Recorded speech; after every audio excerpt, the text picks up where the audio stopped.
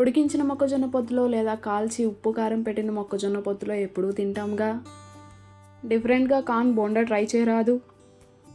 అందరికీ నమస్కారం, welcome to Srivi foods. Corn bonda ఎలా చేయాలో చూద్దాం రండి.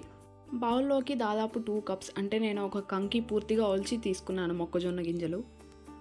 ఓ స్పూన్ సాల్ట్ వేసి వాటర్తో వాష్ చేస్తున్నాను. కార్న్ వాష్ చేసిన తర్వాత స్ట్రెయినర్లోకి వంపి పక్కనుంచుకోవాలి. 1/2 ఇంచు అల్లం ముక్క, 2 పచ్చిమిర్చి తుంపి బ్లెండర్లోకి వేసుకొని కచ్చాపచ్చగా గ్రైండ్ చేసుకోవాలి. పచ్చిమిర్చి ఘాట్ ఎక్కువ రాకుండా 1/2 స్పూన్ సాల్ట్ కూడా వేసుకోవాలి. కొంచెం స్పైసీగా కావాలనుకుంటే పచ్చిమిర్చి, అల్లం కొంచెం ఎక్కువ వేసుకోవాలి. కడిగి పక్కనుంచిన స్వీట్ కార్న్ కొద్ది కొద్దిగా వేసుకుంటూ కోర్స్గా గ్రైండ్ చేసుకోవాలి. స్వీట్ కార్న్ పేస్ట్ బౌల్లోకి తీసుకుని 1/2 కప్పు శనగపిండి వేసుకోవాలి. రుచికి సరిపడా సాల్ట్ కూడా వేసుకున్న తర్వాత బాగా మిక్స్ చేయాలి. సన్నగా తరిగిన ఉల్లిపాయలు 1 కప్పు, అలాగే 2 టేబుల్ స్పూన్ల సన్నగా తరిగిన కొత్తిమీర కూడా వేసుకోవాలి.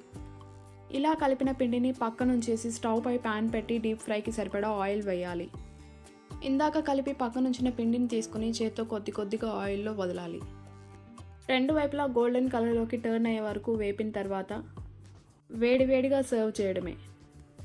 For more videos, subscribe to Srivi Foods. Please like, share and comment.